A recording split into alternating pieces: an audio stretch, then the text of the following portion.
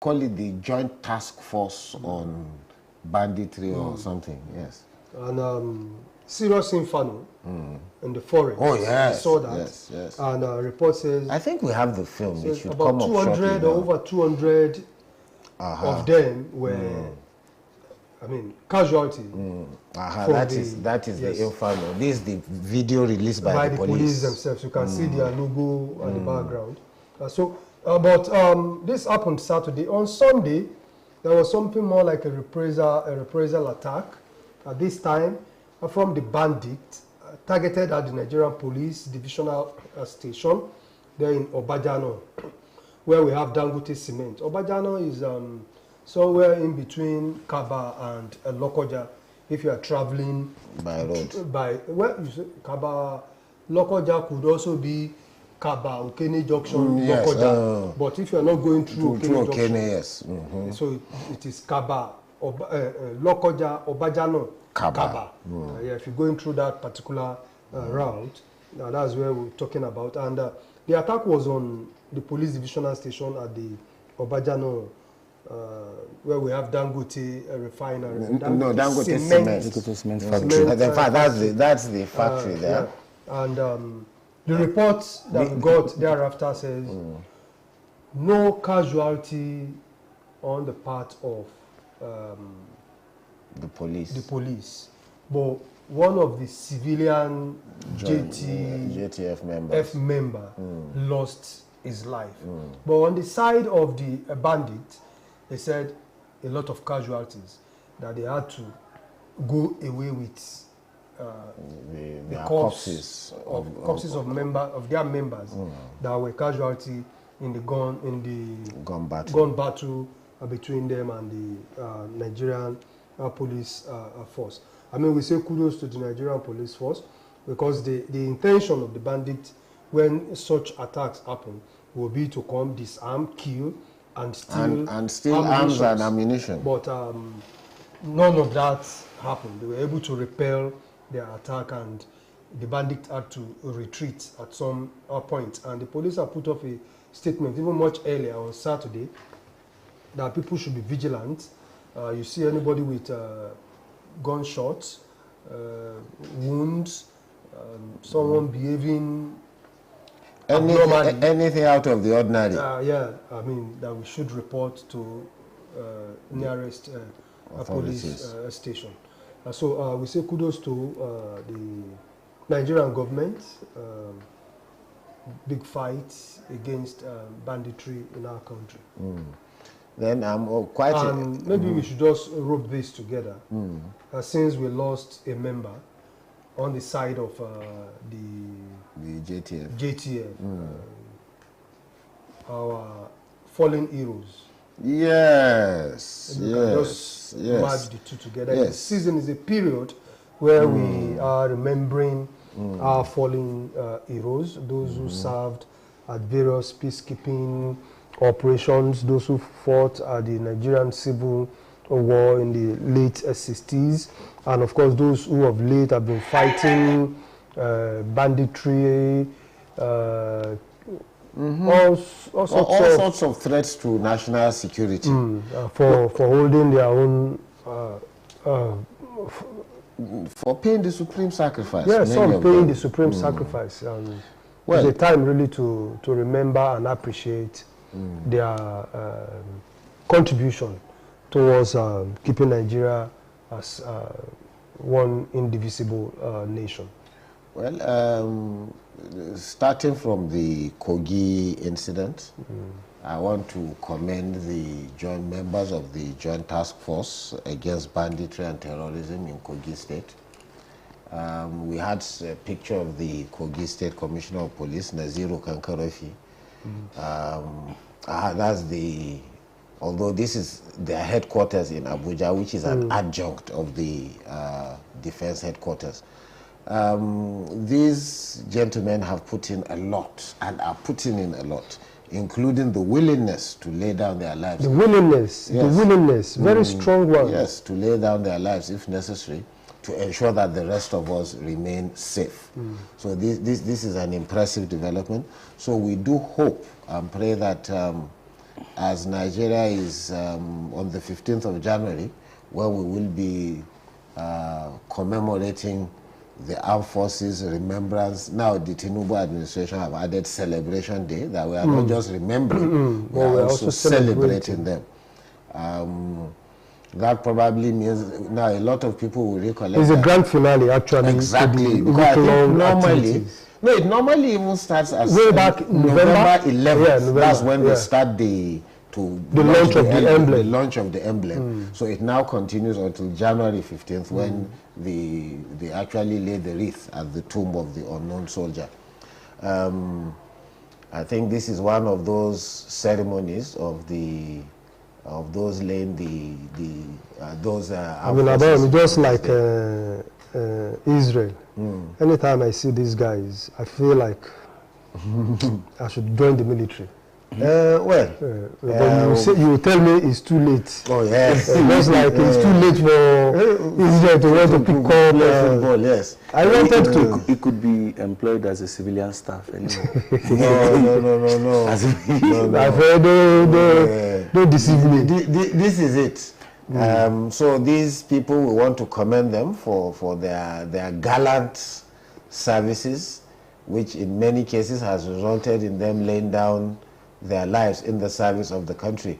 These are soldiers in the field of battle. From this terrain, you can know that this is most likely in the northwest or northeastern Nigeria, and their efforts are very commendable. Let us only hope and pray that government is able to look after them, because there have been reports of soldiers getting 1,000 naira for feeding.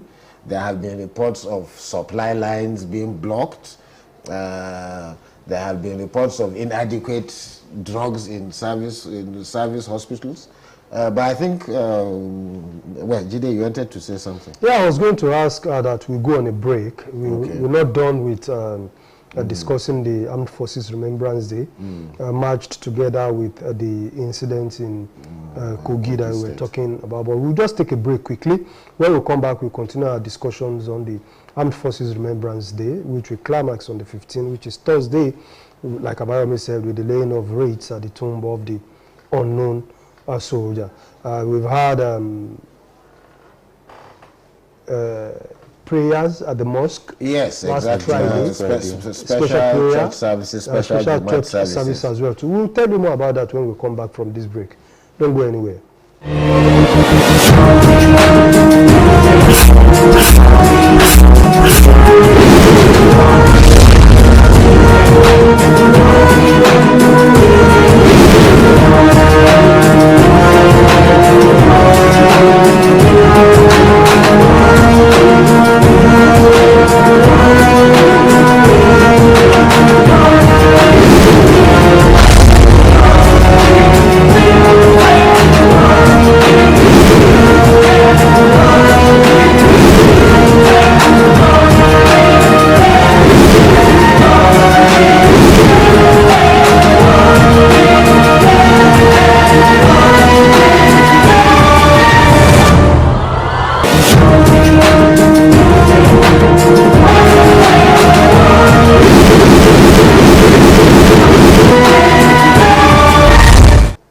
Yes, we welcome back. It's still the news beat from the studios of Kwara Television here in Ilorin.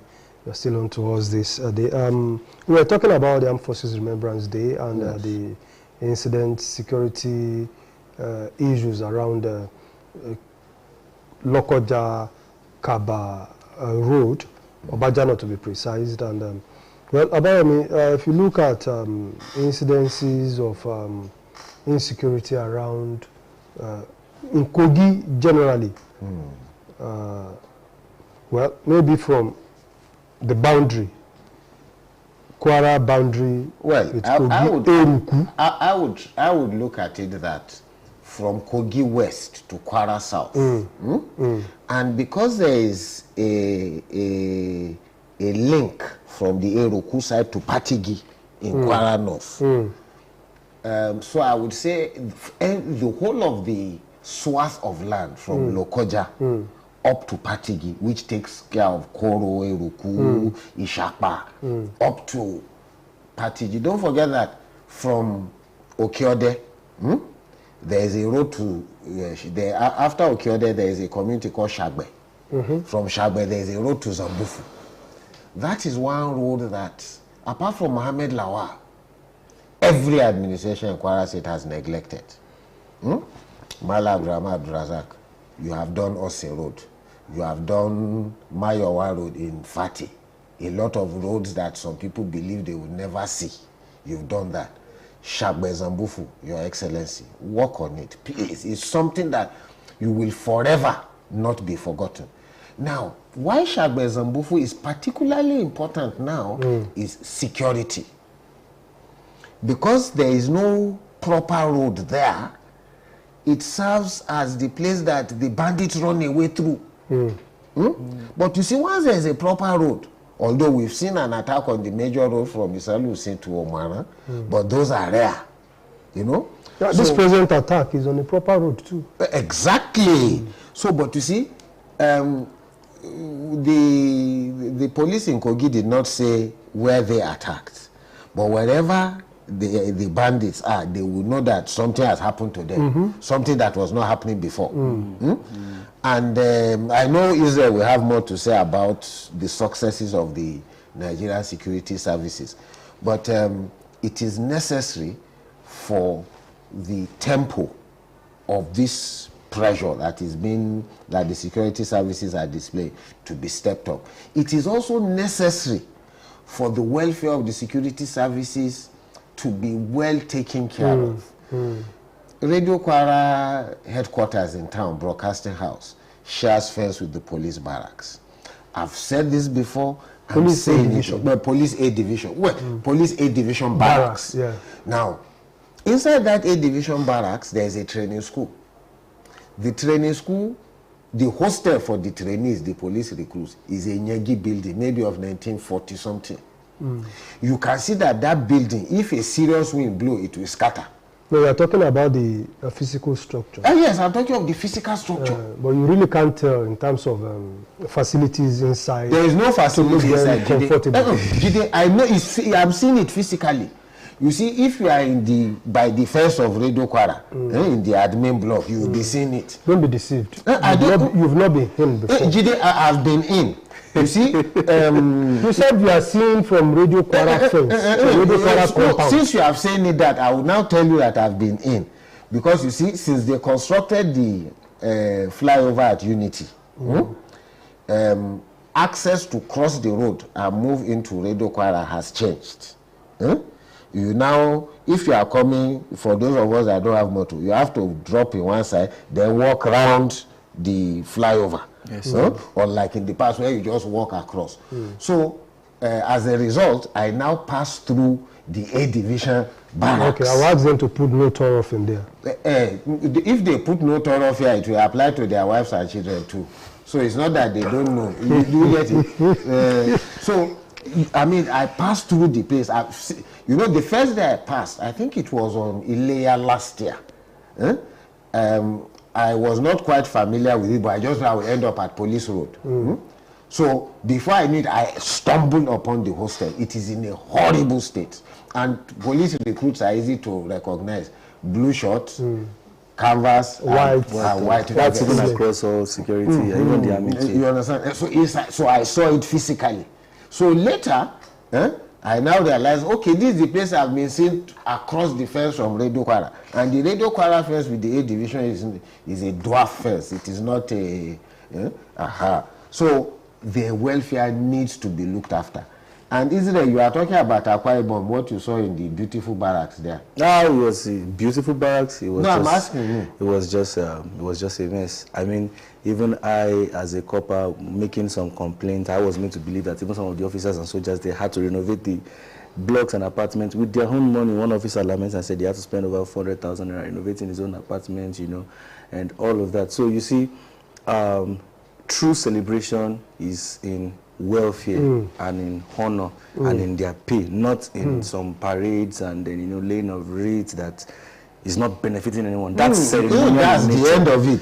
That's once they make the rate, and that's the end. That's all. They will now release. President Bola Ahmed Tinubu, like you said, have added celebration to it. So we wait to see the celebration part of it. I'm saying that the true celebration, it will be seen in the prioritization of welfare, and of course looking at the command philosophies of the recently appointed service chiefs, you could see that they place emphasis on the welfare of the troops. But beyond paper, I want to see it in structure. I mean, give me a reason, a good reason why I should join the military beyond just having the love of the country at heart. I mean, the fact that I won't have to look at a medical doctor, an engineer, or a broadcaster and feel less, irrespective of the rank, irrespective of the rank.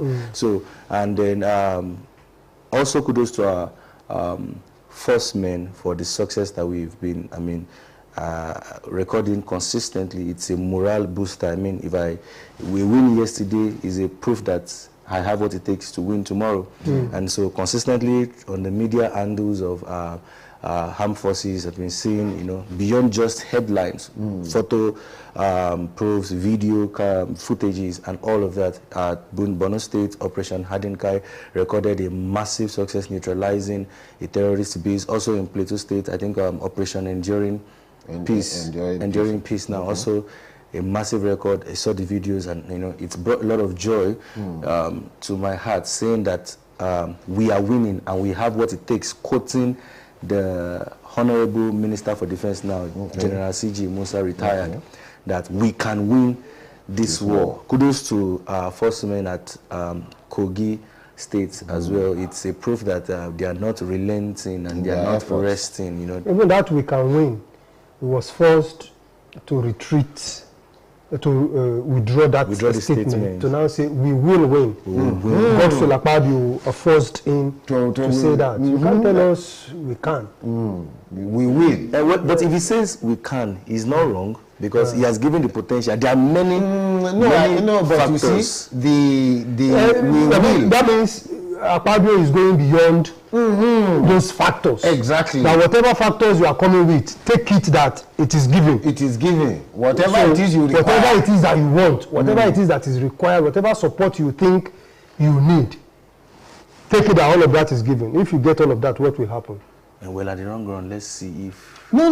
Let's see if those... You see, Israel, you must understand. Okay. You see, Nigeria cannot coexist with terrorists, bandits, kidnappers, and insurgents. So they must be crushed. That is the real issue. You understand? So it's not a matter of seeing... It's no option. It's not an option. You understand? It's not an option. I get your point. Okay. But you see, I'm coming from another point of view entirely. That, you see, if terrorism had lasted this long, from the early days of Boko Haram, do you understand? And then we've not been, this is not in an attempt to sound pessimistic, we've not been able to neutralize them at once. It speaks to so many things in the system that we are not also paying attention to beyond the agitations and the fights at the battleground. Do you get my point? This is why I'm saying that if General C.G. Musa has come out to say we can win this war, I won't entirely fault him. He's a first man, even though retired, but the blood still runs in his veins. So I'm sure that statement did not come accidentally. It's an acknowledgement to the fact that the troops are ready, all right? But it's one thing to be out there doing the fight. It's another thing for the support systems. The political class, the policy formulations, and all of that. Because you can't politicize security. You can't politicize security. I agree with you. Let me say very quickly that I also, what I appreciate most about what you've said is that in his numerous engagements as Chief of Defense Staff, Christopher Musa said that the military can actually crush insurgency, but the civil and bureaucratic structures are necessary to complement their own kinetic, which is the military approach. For instance, now, in a community where there is no water, clean water, there is no electricity, there is no access road, there is no farm input support system. There are schools, in fact, in some places, schools are non-existent. And then in some places too, they don't even believe they need schools, because that is also an issue. So, but what I think now is that what I hope, and I think that is beginning to be the case, is that the integrated approach to, that is the kinetic on one side, and then the non-kinetic on another side.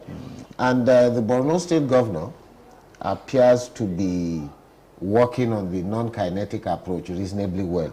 My only fear is that we must be willing. The non-kinetic approach is the quality of lives that people live. Yes, that is it. So my only fear is that the Borno approach of the people renouncing violence and subsequently being reintegrated and being given a trade, maybe even being funded with some form of seed capital. My fear is that it is not abused, and that we have a sufficiently powerful and vigorous intelligence network to understand that not all those people who say they are repentant are repentant.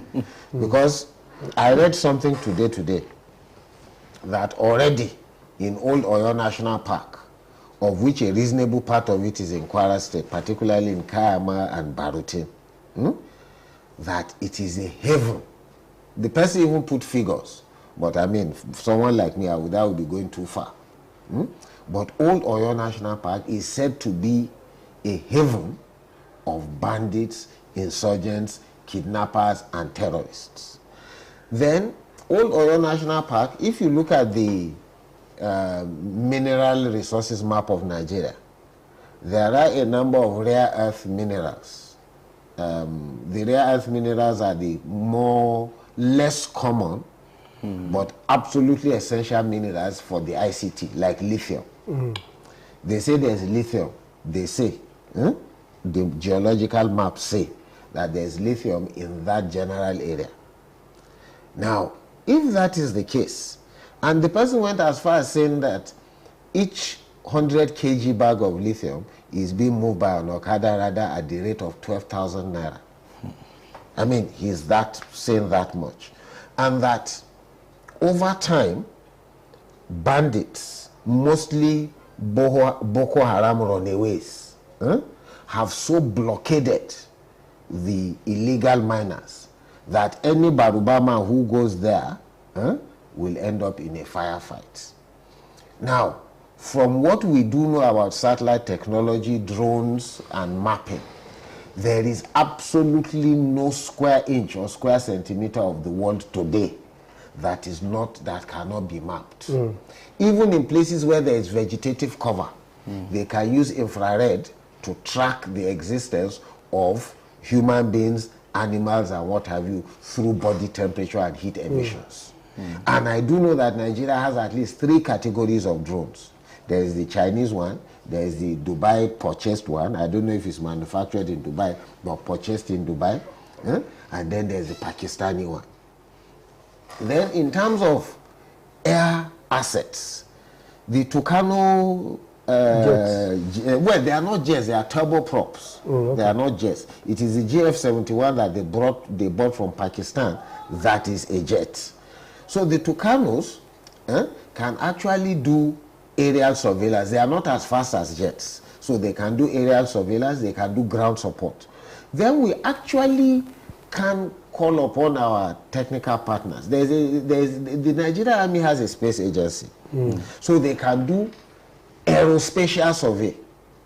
And I do know that at least 2 of the past chiefs of defense staff, Yomi Olonishaki, Lucky Rabo, have some elementary training in area survey.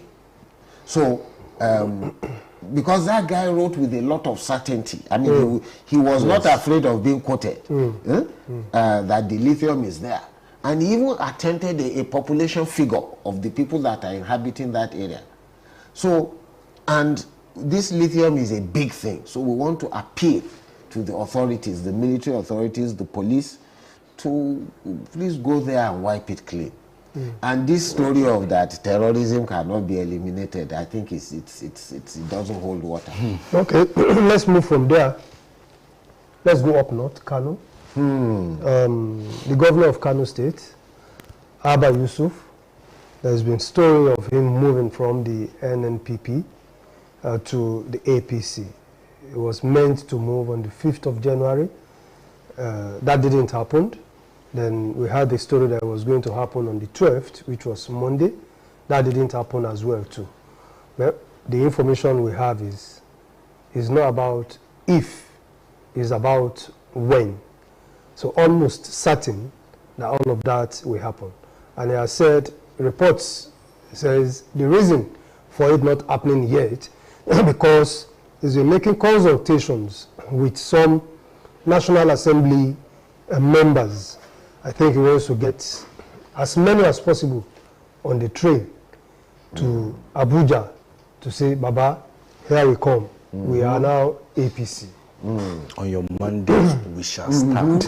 Well, for a lot of us, looking at the politics of Kano, it is not quite surprising that it has come to be this way.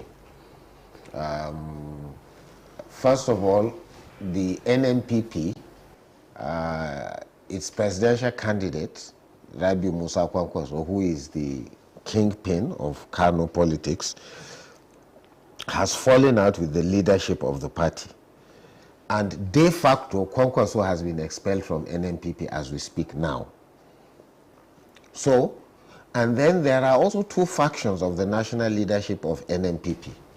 So, based on that, Abba may not have a legal platform to contest for a second term.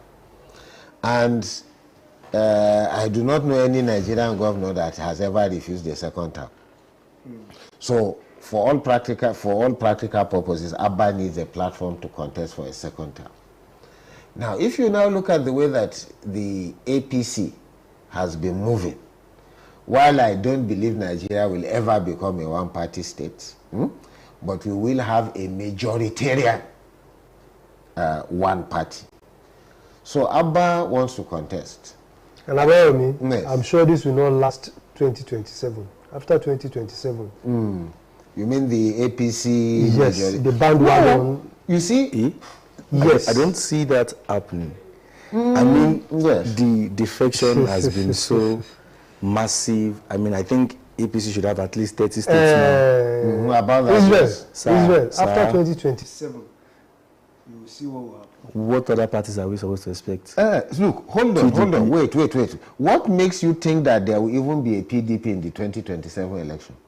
No, I'm responding. No, I'm just saying. No, you know what you said is that what other parties will there be? Exactly. So what I'm now saying is that I'm not sure PDP will even be qualified to contest the 2027 election. Because the convention that was held in Ibadan was not recognized by INEC. And INEC is as to parties as NBC is to broadcasting. So if INEC does not recognize your convention, that means you are not a legal political party. You are just an association.